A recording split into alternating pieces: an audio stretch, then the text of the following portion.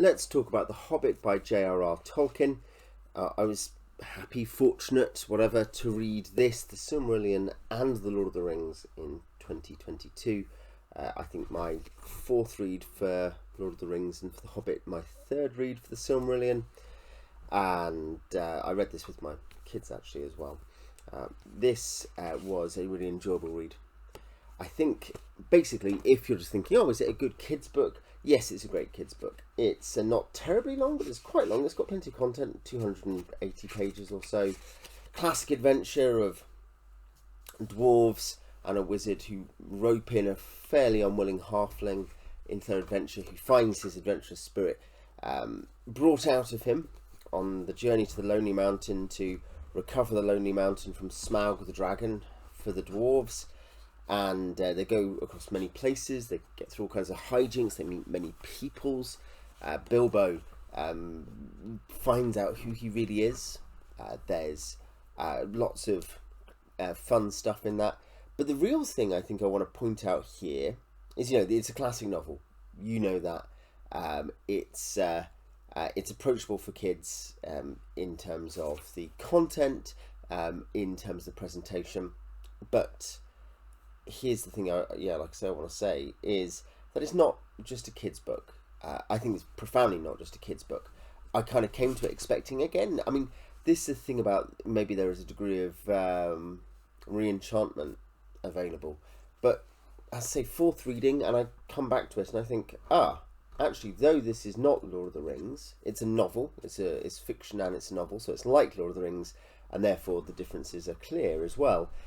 It's a lot more than a kid's novel.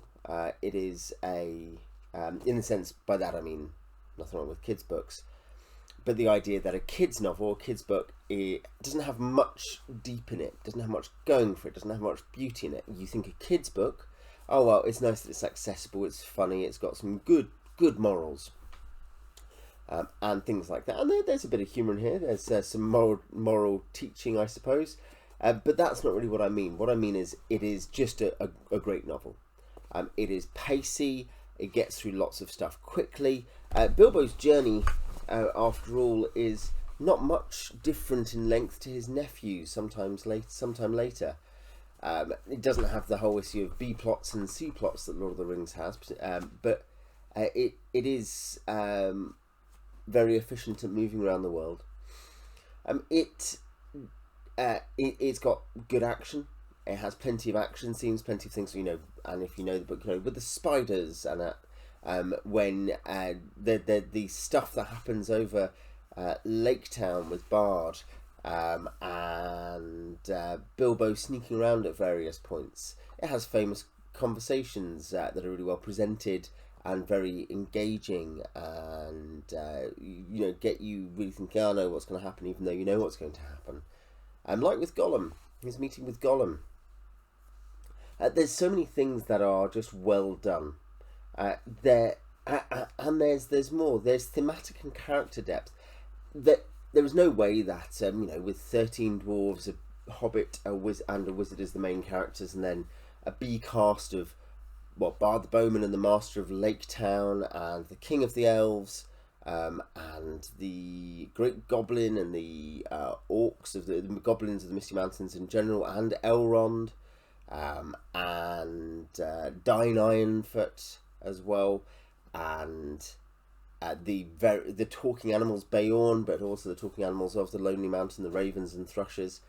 There's no way that you're going to get depth on all those characters, and eagles. There's so many characters, but the impressive thing is, for a 300-page kids book, there is a lot of character depth on all the key characters, and there is a clever sketching in of the dwarves, or most of the dwarves. There is more or less a takeaway detail about every dwarf, not that I could name them all, but you come away from it knowing that Dorry is grumpy but kind, about Balin being the aged one, Fili and Kili, Bomba, and especially Thorin Oakenshield, who is a high Tolkienian creation, who is fit for comparison with any of Tolkien's characters, and most particularly with the characters of high destiny, good or bad, in The Lord of the Rings or The Silmarillion. More than Bilbo, who, though there is a sort of high destiny around him, is personally, there's an interesting reflection, by the way, on the way in which trauma affects or doesn't affect different people, and how they are affected in ways that we probably see simplistically put. Tolkien is very interesting on that, as the survivor of a war who certainly was affected by that war, but who processed it in a very different way to many contemporaries. And I think we see, and Bilbo and Frodo's different journeys are very interesting for that. But yeah, the way in which all these characters are sketched out, and the way in which you have this great high destiny character of Thorin, comparable to your Turins and your Aragorns, but you also have the everyman Bilbo, the English country gentleman who is dragged into an adventure against his will. Some of the characters are more lightly sketched, and that's fine. Including some where you with Elrond or Gandalf, for instance, there's so much more going on if you know the rest of the legendarium. You don't need to, though, and it's okay there. Gandalf gets plenty of screen time, but just the way his character works is he is a slightly odd, mysterious stranger who everyone who knows people and connects them. Elrond is the host at Rivendell. Thranduil, the king of the forest, Legolas's father, you see in a few lights, and there's depth to him, more than there is to some of the dwarves, where your Ori and your Norries get a single detail, but nonetheless, he's not as fully fleshed out as Denethor. But that doesn't matter. It's a shorter book, and it doesn't need to do all those things. Maybe the only thing missing is Bard's character isn't terribly detailed, though it has a few very good things going on in it that I very much enjoyed. But I think, as I've seen pointed out, almost one of the very few redeeming features of the second Hobbit film is the way in which Bard is given a slightly broader sense of self. But there's enough here. There's not a problem. And you could dispute the depictions and why Bard cares about stuff. I think there's a comparison to be made as well as simply a criticism. And the writing is Tolkien. It's there's no problem with the writing. It doesn't suddenly become kiddie. I think there's some things where you could read. In a hole in the ground there lived a hobbit, not a nasty, dirty, wet hole filled with the ends of worms and an oozy smell, nor yet a dry, bare, sandy hole with nothing in it to sit down on or to eat. It was a hobbit hole, and that means comfort.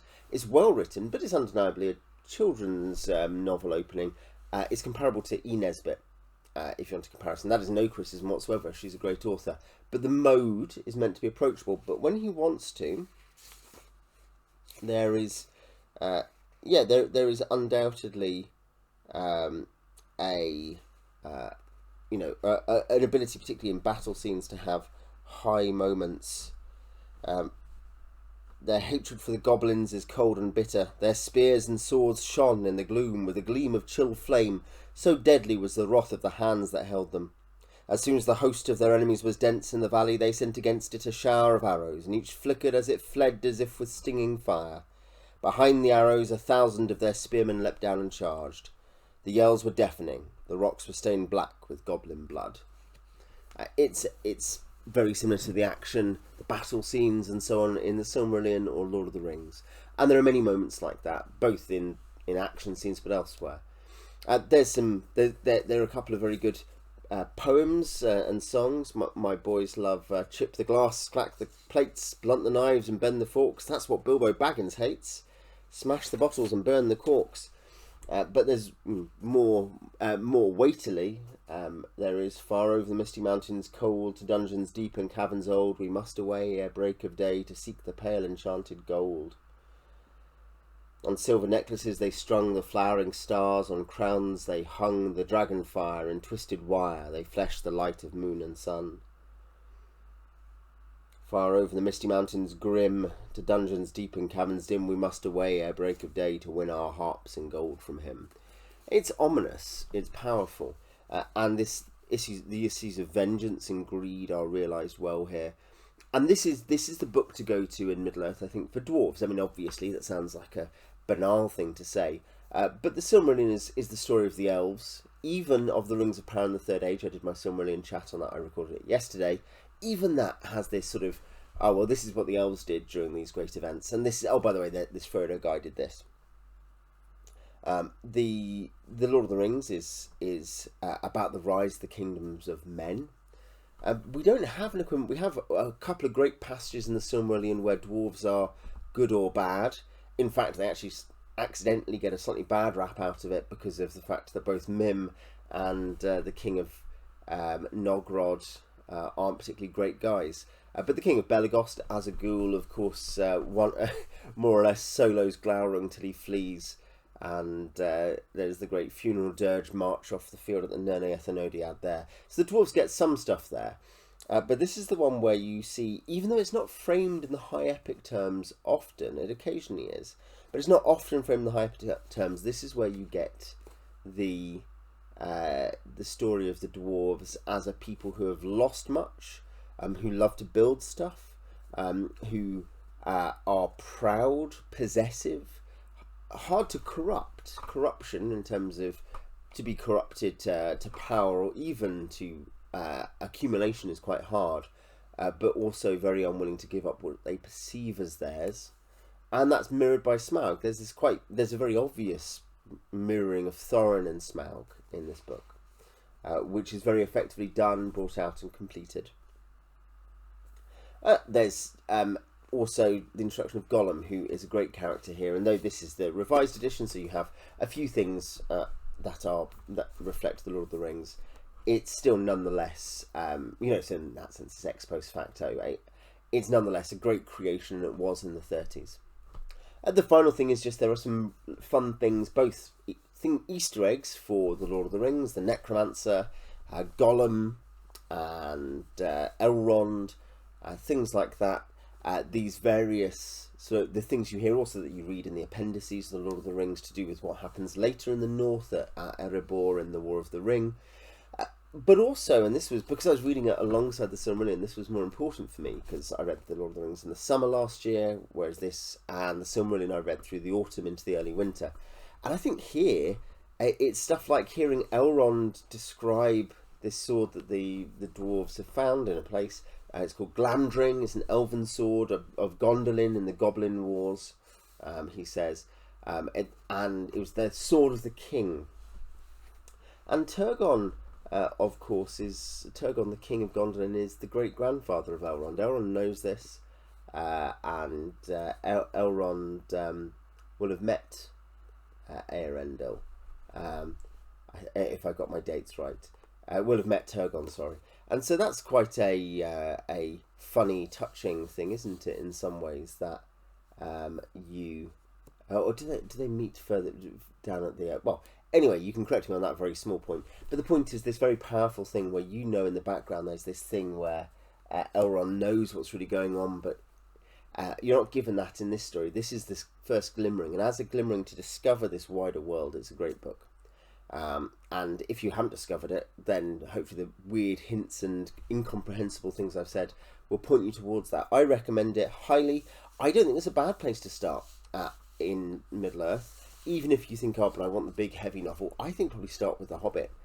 See it as it's occasionally sold as volume 0 in a kind of 4-pack with The Lord of the Rings. And I think that's not unreasonable. Except the small tonal differences, the slightly higher degree of slapstick or comedy.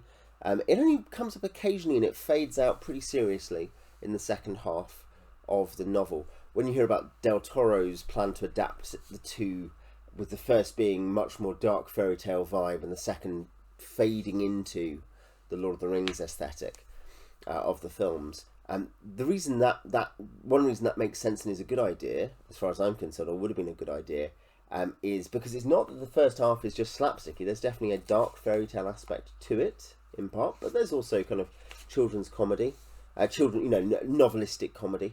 But then the second half does fade into this much more straight and epic and serious book, and it's intentional. Anyway, that's what I think. You tell me what you think in the comments, and I will see you next time.